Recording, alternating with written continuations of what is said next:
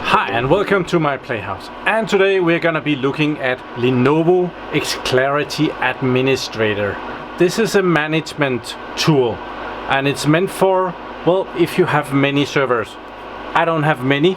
I don't even have, well, I do actually have two that is the same model. I have two X3650 Model 4s, but they're really meant for if you have a whole rack full of servers, and these has to be newer servers because Lenovo, like every other brand, they kind of draw a line in the sand and said, well, our management software is going to be able to work from this model and forward. So actually, oldest model that it will really work on that I have is this awesome Lenovo X3650 Model 5. It should be fully integrated with the XClarity Administrator. The Model 4, which is this one, well, you can kind of monitor it. It will show up, but you can't really do much.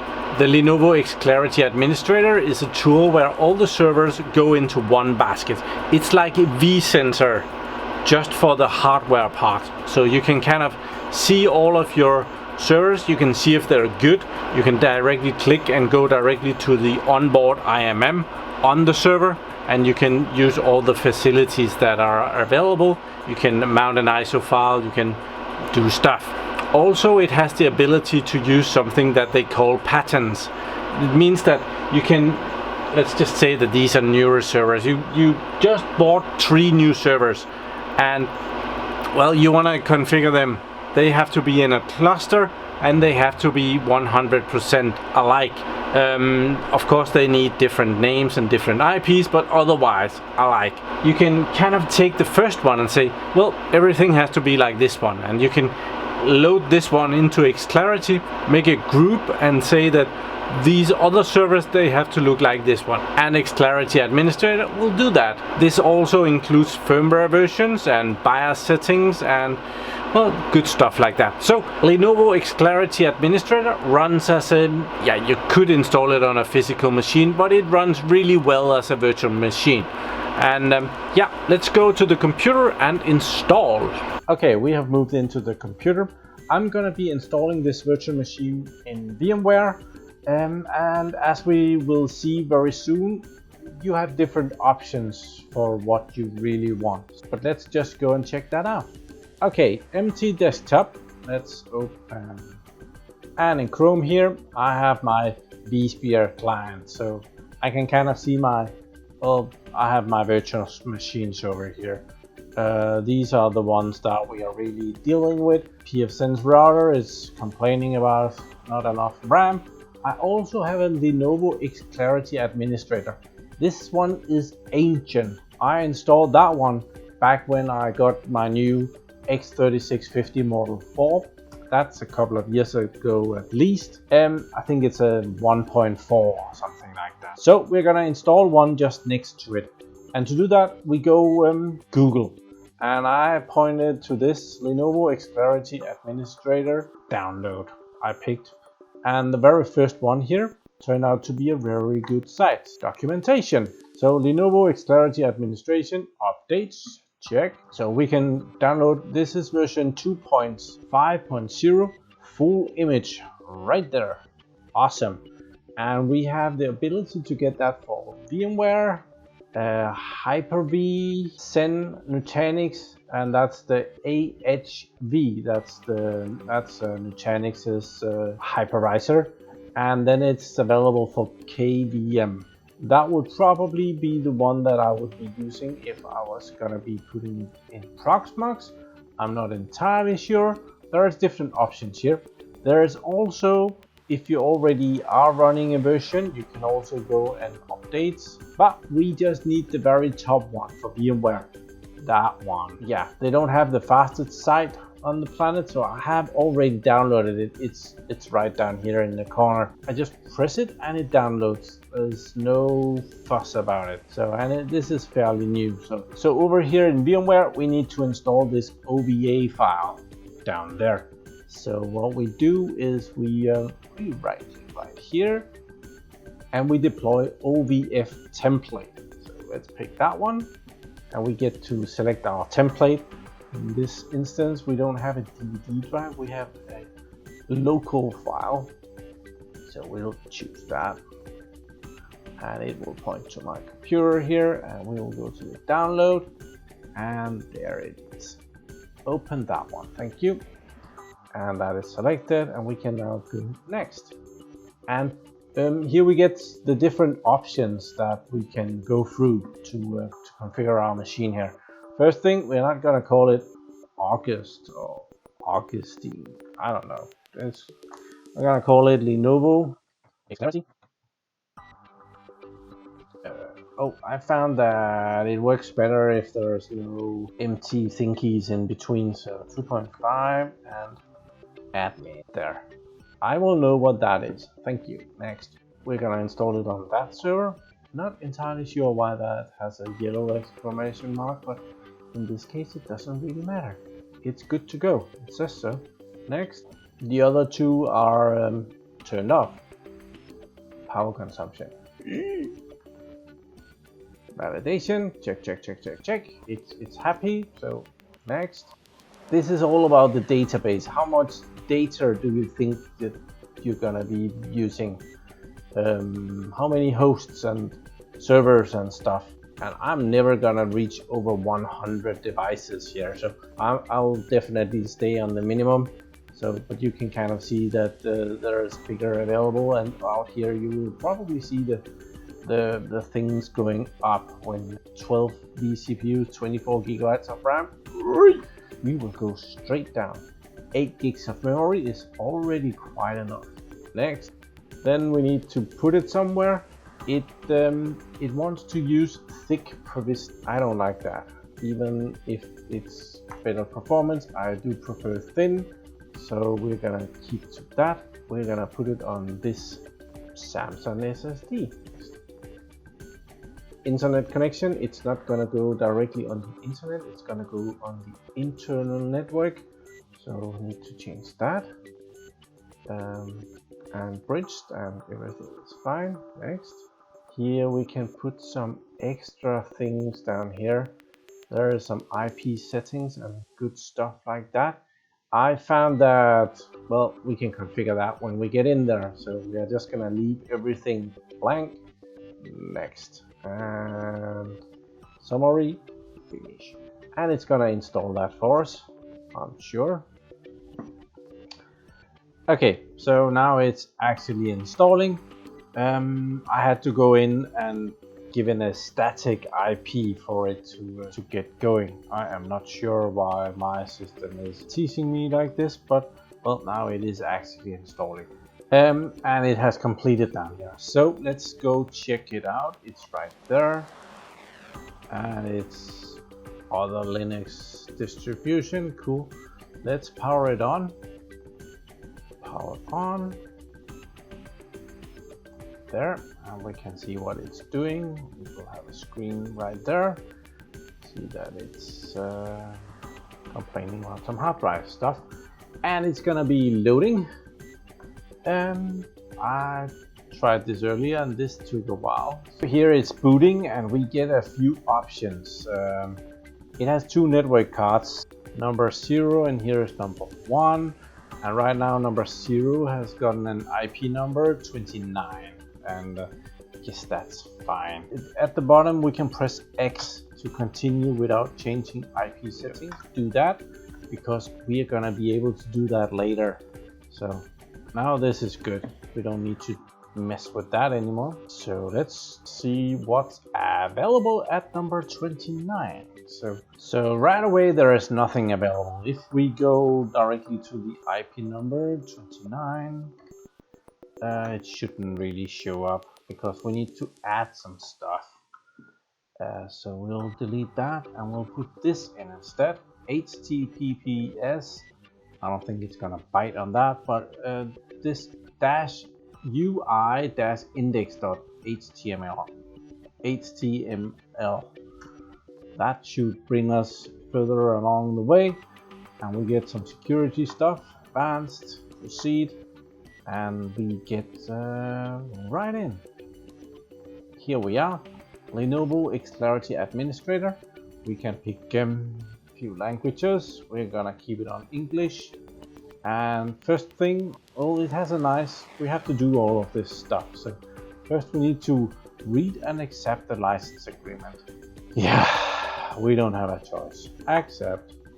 Create an account. We need an account. It has a couple of system accounts, but I'm gonna create an administrator, admin. There, and that's the administrator. I'll put secret password to that. And as you can see, it makes sure that we pick something secure, or at least it tries to make sure that we pick something secure and tells us what we should put in our password. Helpful, thank you. Then it will tell us that we should consider making 2 accounts.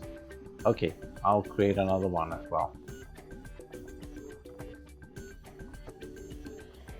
There. It doesn't let me do that. I have to make a password that is somewhat secure. There. Accounts made. Thank you very much. Down here there's a button at the bottom where we can return to the setup. So let's do that. There, we have created that account. Now we can go configure our network. So we're gonna do that. Right now it's getting its IP number from the DHCP server. That's marvelous, but let's pick a static IP. And I have reserved number 60 for this. So we're gonna do that. IP version 6. I think I'm just gonna disable that. Up here we can pick which interface to use. We're gonna pick that one, thank you. And when we do that, it's gonna change its IP number. So when I save down here, the very bottom is save IP settings and restart. When we do that, do we wanna save? Yes, and then we have to restart. Yes. And then we will lose connection on number 29 here, and it will move to number 60. Currently is restarting. Okay, it takes a little bit for the web interface and stuff to get up and running, so yeah, give it a minute and it will be online again. There, now we get to log in, so I can use my admin account and my super secret password there, and I can log into Lenovo XClarity Administrator for the first time, and I can continue this configuration, which is kind of nice that it remembers that I was doing that. So let's continue. I have some time zoning here that I need to do. First I'll pick the time zone here in Denmark. Here we are, Copenhagen, close enough. We use 24 hours a day. And we have our own time server, so I'll get that.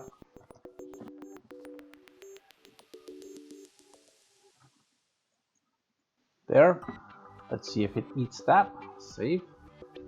It does not. It does not like the Danish time zone. I think it's because it starts with a 0. So what we do, we go down ping, and we put in our time server, and we just borrow that IP number instead. There. Save that instead. Time has been set up. Then we need to configure service and support settings. Oh, that's a lot of information here. I remember that. We need to tell it if it should be able to send back data to Lenovo. You decide. My environment is not secret in any way, so I'm just gonna sure and apply, but you might have other concerns, so please take that into consideration. Apply. Call home configuration. So customer number. I have no idea if I have a customer number, but there is a whole bunch of information to put in here, and I'm gonna do that because I might want it to actually do this. If something is wrong with my server, it would be very nice if it would call home to Lenovo and tell that, oh, something is wrong. We use this a lot at work.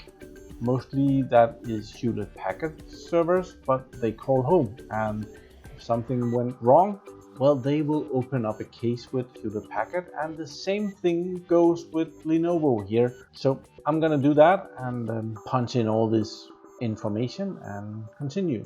I have placed this command prompt on top of all of my private information. So when I'm done with that, I can down here apply and enable. So next thing we have to configure, or we can shut up, Java. Go away. So next thing we can configure is Lenovo upload facility. This means that if there's something wrong with my server, it can upload the log files and tell Lenovo what's wrong with the server. And so here we need to put in a prefix and an email. So the prefix is just some kind of a name, so we'll just call it my PlayHouse, and I can put in my email address here. So I'm gonna do that, and I'm gonna apply and enable. Next step, we get some warranty possibilities. It can actually see if our system is under warranty. It will most likely pick up the warranty information from the Lenovo warranty database, which it tells us my server is in there, the one that has warranty, the other one that does not have warranty. Well, if they call back, they won't be able to get this support because they are out of warranty. Lenovo warranty web services, enable that. Lenovo warranty database worldwide, enable that. And then there is one for China only, and that is disabled. So everything is good to go. So we'll just apply that. I think this is fine. Success, loading there. Cool, close, success. Service recovery password. If something terrible goes wrong, we can retrieve some, we can put in an extra password. So yeah, we're gonna put in something there. We get the same thing with the different passwords. It suggests what we should do. As I type in more password, it approves it, and we're good to go. If the management server becomes unresponsive and cannot be recovered, you can use this password to collect and download service data and logs. That's what that's for. Hopefully we're never going to use that. I would probably in my circumstances with my server, well, I would just reinstall. And we're done, and we can go back to the setup. So now we have done this one. Configure additional security settings. Let's see what that is. Yeah, there's a whole security stuff down here that we can access and do. I'm not going to. I'm gonna jump right over it, and we're gonna go right back and start managing systems. That one. Do I want to include some demo data in my XClarity administrator? Nah, I will have my own demo data just a little bit. So nope, we will not include demo data there. And I should have some servers out there that it can actually see. My PlayHouse storage, it sees that one. It sees my awesome X3650 Model 5, that is that one. And it sees my, the one that the system is actually running on, that's the 7950, that's the X3650 Model 4. And this one is an X35 Model 4. So I have 3 servers that will actually show up in here. We will import these servers in the next video. We can go to the dashboard here, and we can see that, well, it's pretty empty here right now. It sees 0 servers. Oh, 0 servers has been put into the system. We don't have any storage, we don't have any switches, we don't have any chassis. Everything is empty and good to go. But it is ready to import some servers. Awesome. So that was the installation of the Lenovo XClarity administrator. This administrator is available in 2 versions. There's the free version, and then there's the professional version. The professional version, it costs, that's the difference.